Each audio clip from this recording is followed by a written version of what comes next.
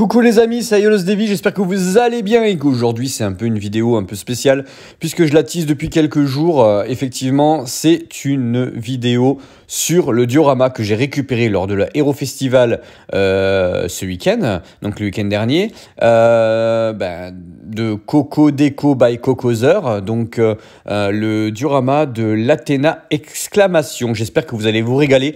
J'ai essayé de faire vraiment quelque chose qui rend hommage à ce diorama qui est magnifique. J'espère que vous allez vous régaler. Je vais essayer de vous montrer le maximum de détails dessus et avec du posing dessus.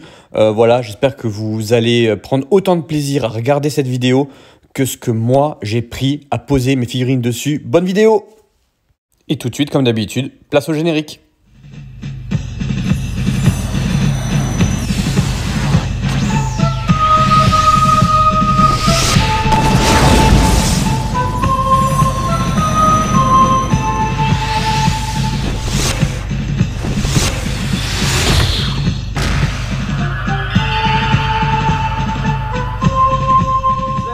Et voilà, je rentre du Hero Festival. On a passé une super journée à rencontrer effectivement nos amis, donc Dioramer et les boutiques Kodai Aniki. Et enfin voilà, on a vu énormément de monde et je suis pas rentré les mains vides. Alors vous avez vu, j'ai teasé depuis quelques jours suite au vlog. Alors il n'y a pas trop de surprise parce que si vous avez suivi un peu le vlog de Univers Seiya, vous avez vu que j'ai acquéri du coup ce diorama. Ce diorama en fait, alors c'est tout bête, comment ça s'est passé?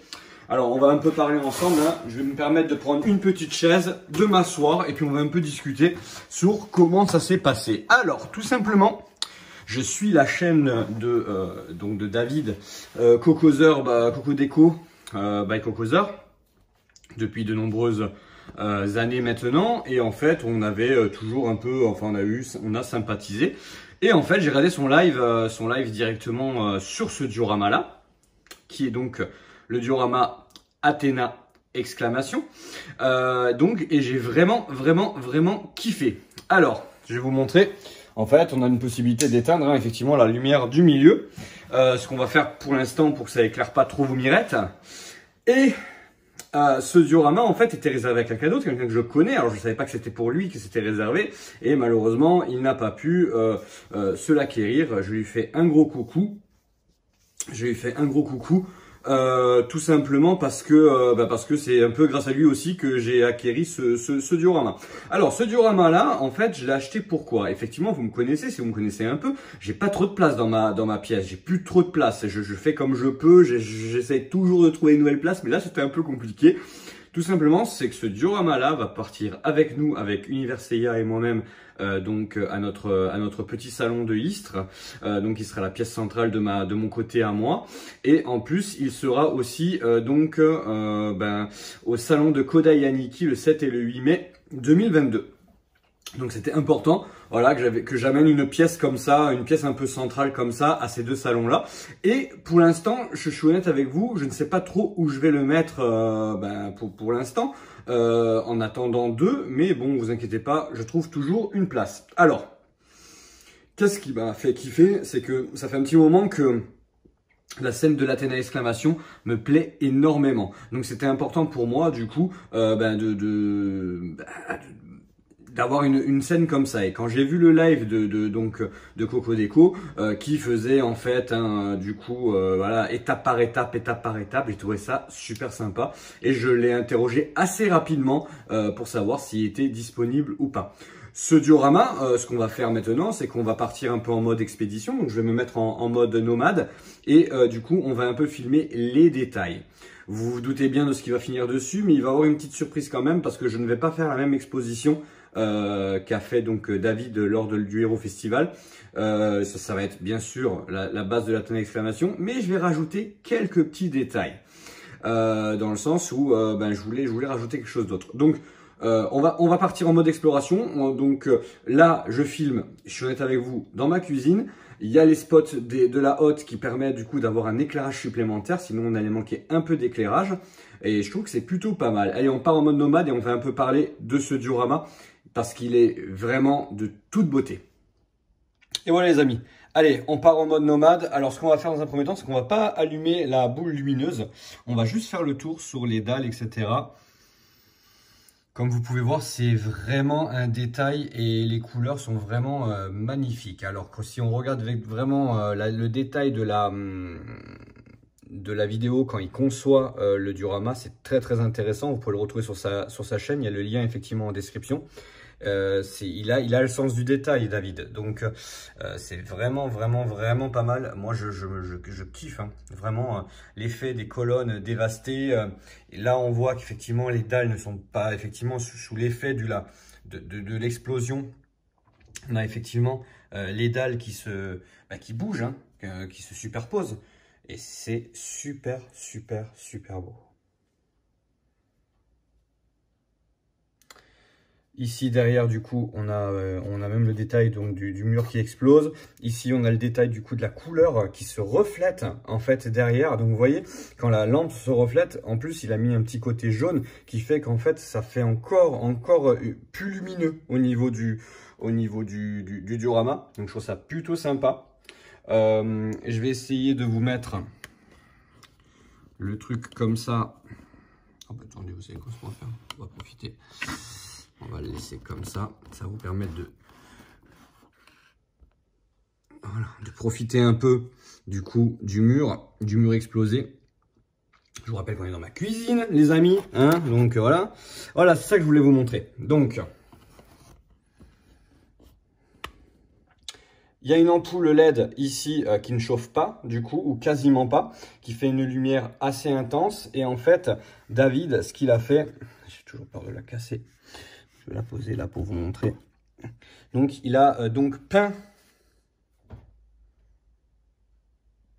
cette boule-là. Mais ce que vous vous rendez pas compte, peut-être avec la lumière, c'est qu'il y a énormément d'effets, énormément de contrastes de couleurs, qui fait que quand ça s'allume, bah, c'est vraiment de toute beauté. Et d'ailleurs, je vais vous montrer allumé comment ça fait. Donc, en fait, on a juste à poser la boule dessus. Hein. C'est très simple, c'est super bien conçu. Honnêtement, c'est pas parce que David, c'est quelqu'un que j'apprécie énormément que je ne serais pas critique envers lui. D'ailleurs, je lui aurais dit, hein, s'il y avait un truc qui ne me plaisait pas, il a vraiment fait quelque chose d'énorme. Vous voyez les effets de couleur où ça fait vraiment le stri. Alors, avant de faire cette vidéo, je me suis rematé effectivement les 3 épisodes de l'Athéna Exclamation, en fait les 2 épisodes de l'Athéna Exclamation, vraiment pour voir, parce que tout à l'heure il va falloir que je pose les figurines, donc voilà, j'essaie de faire, je vais le faire à ma sauce, je vais pas essayer de faire quelque chose exactement, et puis de toute façon dans le dessin animé, si vous regardez bien le dessin animé, on les voit de très loin quand ils s'affrontent avec la boule. Donc du coup, voilà, c'est un peu difficile d'être vraiment précis au niveau des positionnements des personnages. Mais voilà, je vais faire comme je le sens avec les côtés que j'aime bien. Voilà, donc on a ça, on a effectivement la petite du coup, l'alimentation du coup et le bouton pour pouvoir allumer la lumière. Il a vraiment fait quelque chose de superbe. Il faut savoir féliciter les gens qui font du bon travail. J'en suis totalement incapable de faire ça. Je manque de temps, je manque de patience, je manque de talent, sûrement. Mais voilà, moi j'ai mon côté à moi et là on a le côté artistique et honnêtement j'ai totalement craqué là-dessus. Et il faut vraiment que je lui trouve une place parce qu'il mérite d'être bien positionné. Mais bon, pour l'instant, dans ma pièce, ça va être quasiment impossible. Donc, on trouvera une autre solution. Voilà les amis. Allez, on va maintenant se retrouver pour la mise donc des personnages. Et je vais être totalement honnête avec vous et je vais vous montrer l'envers du décor. C'est important. Ici, on a tous les personnages que j'ai remis du coup, donc avec les bonnes mains, avec les bonnes chevelures, avec tout, ok.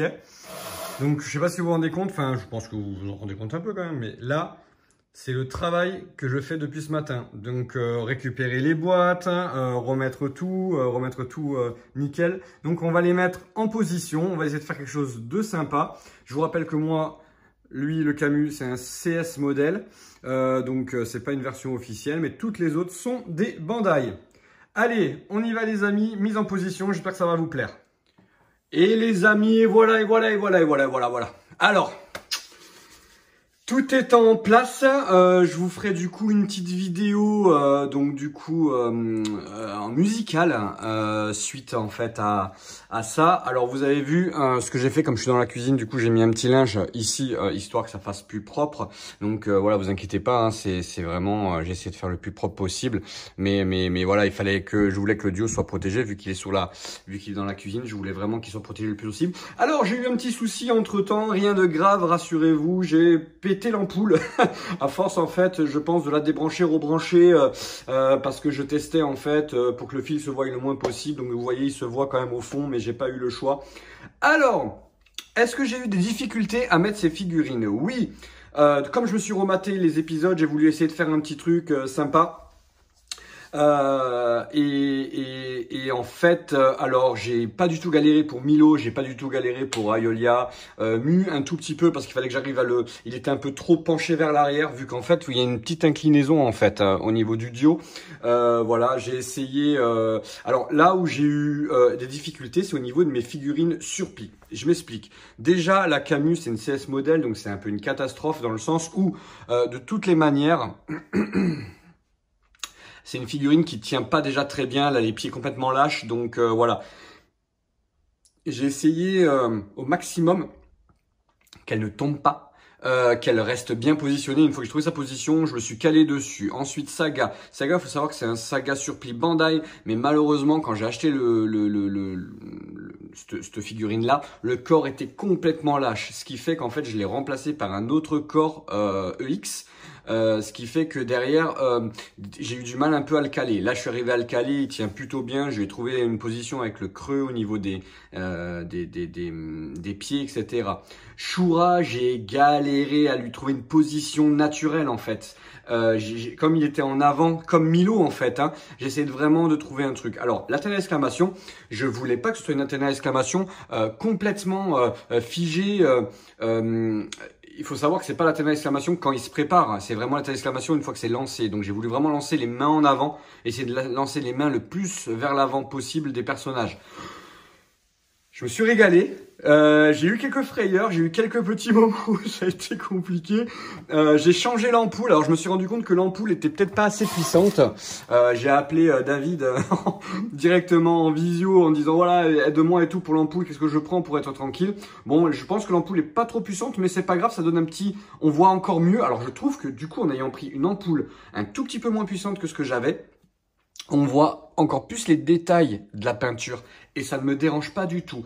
Par contre, effectivement, je vais peut-être pour mon salon, donc quand je vais faire le salon, avoir un éclairage un peu plus, prendre du 40 watts. Voilà, là j'avais pris du 25 watts, je vais prendre du 40 watts de façon à ce que ça envoie un peu plus au niveau de la luminosité. Alors que ça attire un tout petit peu plus l'œil. Même si j'aime beaucoup comme ça, je trouve que ça fait vraiment, limite je pourrais l'utiliser comme lumière d'ambiance. Que dire, à part que c'est magnifique? Que dire à part que c'est magnifique? Alors, je vais vous faire de toute façon, je vais partir en mode portée comme j'ai fait tout à l'heure. Et je vais... la musique, vous l'aurez qu'avec la surprise de fin, entre guillemets. Parce que c'est pas fini, j'ai une petite idée en tête et j'espère que ça va fonctionner. Là j'ai un timing super serré parce qu'en fait j'ai les enfants qui rentrent bientôt, j'ai pris un maximum de retard à cause de l'ampoule, ce qui fait qu'en fait ma journée elle est passée à une vitesse de fou et je crois que beaucoup ne se rendent pas compte. Et là c'est un petit coup de gueule que je lance dans ma vidéo, à l'intérieur de ma vidéo, donc il n'y a que les gens qui regarderont la vidéo qui s'en rendent compte. Je trouve que les gens qui dislikent les vidéos se rendent pas compte, pas de moi, perso je m'en fiche, mais les gens qui dislikent les vidéos ne se rendent pas compte du travail qu'il y a derrière. J'y suis depuis ce matin. J'essaye de faire quelque chose de superbe juste pour le partage, parce que c'est uniquement pour le partage que je fais ça, pour mon plaisir à moi bien entendu, pour garder une trace de ce que je fais, mais c'est uniquement pour le partage. Et quand je vois des gens qui dislike alors qu'ils ont même pas vu la vidéo ou que la vidéo est sortie depuis 5 minutes, que ce soit moi ou mes collègues, hein, ou que ce soit même des grands youtubeurs, moi je regarde des fois des grands youtubeurs qui ont énormément de dislikes mais ils se rendent pas compte des fois du travail qu'il y a derrière. Bref, allez, la parenthèse est fermée. Mes amis dislikers, je vous aime très fort parce que de toute façon, si vous dislikez, c'est que vous me faites une vue. Donc allez-y, régalez-vous. Voilà, donc du coup, écoutez, ça c'est plutôt pas mal. Je vais partir caméra à l'épaule comme on dit, et on va regarder un peu les détails. Si vous voyez des défauts au niveau du posing, j'ai vraiment fait ce que j'ai pu. J'ai vraiment essayé ce que les pièces soient le mieux ajustées possible, mais c'est pas toujours simple. Et j'ai envie de vous dire, c'est une Athéna exclamation. Les armures ne sont pas bien droites comme dans une vitrine, hein. On est bien d'accord. Et voilà, je pense pas avoir fait de défaut de bêtises au niveau posing. Si vous en voyez, n'hésitez pas à me le mettre en commentaire. Moi, je prends les critiques négatives, positives, peu importe, ça fait toujours avancer. Allez, on y va. Et voilà les amis, là, on est parti en caméra embarquée du coup. Alors voilà, ce que je voulais vous montrer du coup, c'est voilà, je suis plutôt fier du posing de Shura et de Camus. Elles sont plutôt pas mal. Le côté surpli est plutôt sympa. J'ai calé les pieds comme je pouvais pour avoir la meilleure stabilité possible, que ça tombe pas quand j'étais pas là. Bon, la boule, hein, vous voyez, hein, c'est... Donc, vous voyez tout à l'heure, alors on verra la différence du coup entre les différents éclairages, puisque là, on a une lampe moins puissante, mais qui donne super bien. J'aime beaucoup parce qu'on voit les reflets orangés jaunes là, et je trouve ça vraiment super sympa. Mais je pense mettre une ampoule plus puissante, hein. En fait, j'aurai les deux, hein, c'est pas grave. Une ampoule un peu plus puissante, histoire que ça envoie un tout petit peu plus. Ici, on a donc le côté Milo, Aiolia et Mu. Voilà, j'ai voulu laisser bien sûr hein, le chapelet de Shaka dans la main. Voilà, donc pareil au niveau du posing, je pense qu'il n'y a pas de défaut. J'ai bien aimé en fait le positionnement de Milo aussi et Aiolia aussi qui se jette comme s'il se jetait dans la bataille. Voilà les amis, bah écoutez, je pense qu'on est bien. Je pense que ce diorama, il est juste magnifique. Donc là, je vais le laisser histoire que mes enfants le voient quand ils rentrent. Je pense que ça va leur faire plaisir parce qu'ils ne l'ont pas vu quand je suis rentré hier soir. Donc ils vont y jeter un petit coup d'œil. Ma copine va être ravie aussi de voir ça dans sa cuisine, donc ça va être cool. Non, voilà, et donc je vais bien sûr le ranger après. Mais je vous montre une dernière fois. Et puis on y va, on va faire en mode musique du coup, je vais rajouter quelque chose là-dessus. Je vais essayer de faire au mieux pour que le posing soit le plus propre possible. Je sais que je vais avoir des difficultés. Et je vais essayer de pallier à ça, mais je sais que ça risque d'être un peu compliqué. Donc je risque de jouer peut-être avec le devant. Ils seront peut-être pas, ce que je veux mettre, c'est peut-être pas sur le duo, ce sera peut-être sur le devant. Donc on verra, on va voir comment ça va donner.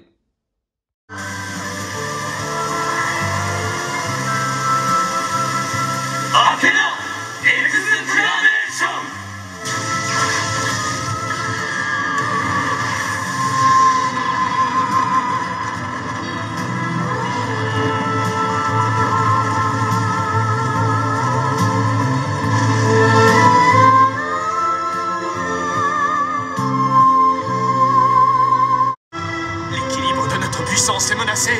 Quelqu'un est forcément intervenu.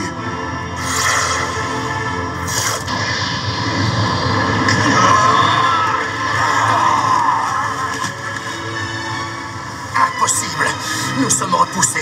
Nous perdons progressivement du terrain. C'est incompréhensible.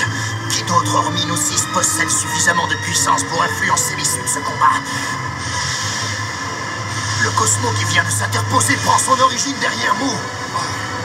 Yoga, Shiryu, et aussi Shun, Seiya. Qu'est-ce que vous faites? Arrêtez!